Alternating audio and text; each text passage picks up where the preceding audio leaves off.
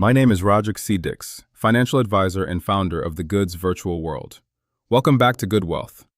Up to this point, we have mastered the client suitability, investment company structures, variable products, retirement architecture, tax strategy, behavioral finance. Now we move into the invisible system holding everything together: regulation. Because without regulation, financial markets collapse into distrust. And elite advisors understand something most people never think about. The financial industry is not built on capital alone. It is built on trust. Write this down.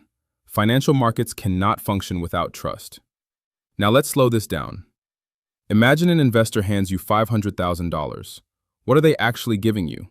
Not just capital, confidence. Confidence that the markets are legitimate, the products are regulated, the advisor is ethical, the rules are enforceable. Without that confidence, capital stops moving. That is why regulation exists. Now let's establish the structure. The Series 6 exam focuses heavily on FINRA, the SEC, state regulators, and ethical conduct. Each has a different role. The SEC oversees securities markets at the federal level.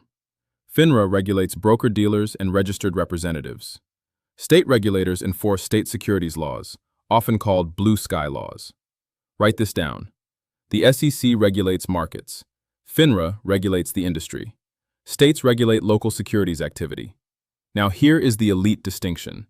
Regulation is not designed to eliminate risk. It is designed to standardize disclosure and mitigate fraud. Write this down. Regulation manages transparency, not outcomes. Now let's move into ethics. This is where elite advisors separate themselves permanently. Most people think ethics means, do not break the rules. That is beginner-level thinking. Elite ethics means understanding that trust compounds exactly like capital. Write this down. Trust is a compounding asset. One ethical violation can destroy decades of relationship equity. Now let's discuss one of the most tested concepts on the exam: communication with the public. This includes advertisements, sales literature, correspondence, social media communication. Pause and think. Why would regulators care so much about communication? Because words influence financial decisions, and misleading communication can destroy investors financially. Now let's go deeper. A registered representative cannot make exaggerated claims, cannot guarantee future performance, cannot omit material facts. Write this down. Ethical communication requires fairness, balance, and disclosure. Now let's apply this. Which statement would most likely violate securities regulations? A. Past performance does not guarantee future results. B. This fund may fluctuate based on market conditions. C. This investment is guaranteed to double in value. D. Investors should review the prospectus carefully. The correct answer is C, because guarantees regarding investment performance are prohibited. Now let's elevate this to institutional thinking. Elite advisors understand something called information asymmetry. This means one party possesses more information than another. Financial regulation exists partly to reduce that imbalance. Prospectuses, disclosures, suitability reviews, and licensing requirements all exist to narrow the information gap. Write this down. Disclosure reduces information asymmetry. Now let's discuss prospectuses more deeply. A prospectus is not marketing material. It is a legal disclosure document. It explains risks, fees, objectives, management structure, and investment strategy. Pause and think. Why does the exam emphasize prospectuses so heavily? Because regulators believe informed investors make more rational decisions. Now let's move into prohibited activities. One of the biggest exam areas is prohibited conduct. This includes churning, front-running insider trading, breakpoint sales violations, unauthorized trading. Now let's break these down.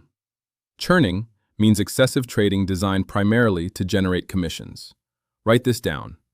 Churning prioritizes advisor compensation over client objectives. Front-running means trading ahead of client orders for personal advantage. Insider trading involves material, non-public information. And unauthorized trading means executing transactions without proper client approval. Now let's apply a question. A representative excessively trades a client account primarily to generate commissions. This is known as A. Asset allocation, B. Churning, C. Diversification, D. Prospecting. The correct answer is B, because the activity serves the representative rather than the client. Now let's discuss breakpoint violations. Earlier, we discussed breakpoints in Class A mutual funds. Remember, larger investments may qualify for reduced sales charges. A breakpoint violation occurs when a representative fails to inform a client about available discounts. Write this down. Breakpoint violations are both ethical and suitability failures. Now let's elevate this. Elite advisors think differently about compliance. Average advisors view compliance as restriction. Elite advisors view compliance as infrastructure, because trust scales businesses, not shortcuts. Now let's discuss supervision. Broker-dealers are required to supervise representatives. This includes monitoring, communications, transactions, recommendations, advertising. Pause and think. Why is supervision necessary? Because systems fail when oversight disappears. That principle applies everywhere: finance, business, government, human behavior. Now let's discuss anti-money laundering, also known as AML. Financial institutions must monitor suspicious activity. This includes structuring unusual transactions, identity inconsistencies, large unexplained transfers. Write this down.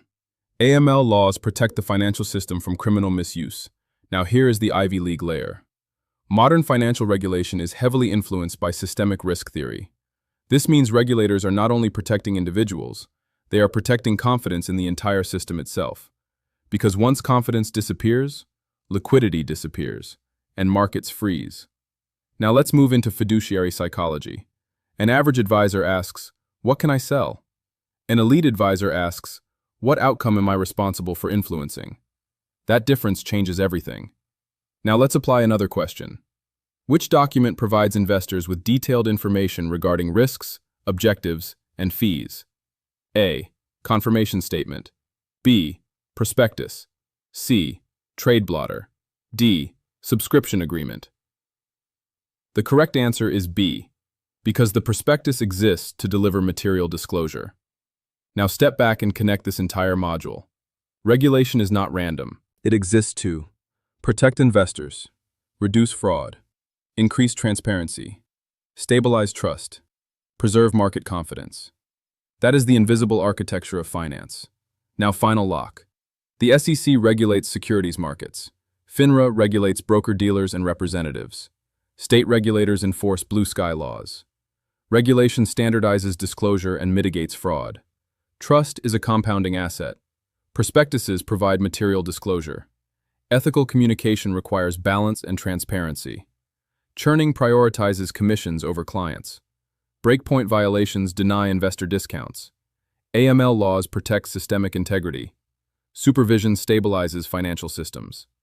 Elite advisors see compliance as infrastructure, not restriction. If you understand this at this level, you are no longer studying regulations as isolated rules. You are understanding how trust, disclosure, supervision, and ethics sustain the entire financial system. And that is the difference between memorizing laws and understanding why the laws exist in the first place. You just got the goods from the goods.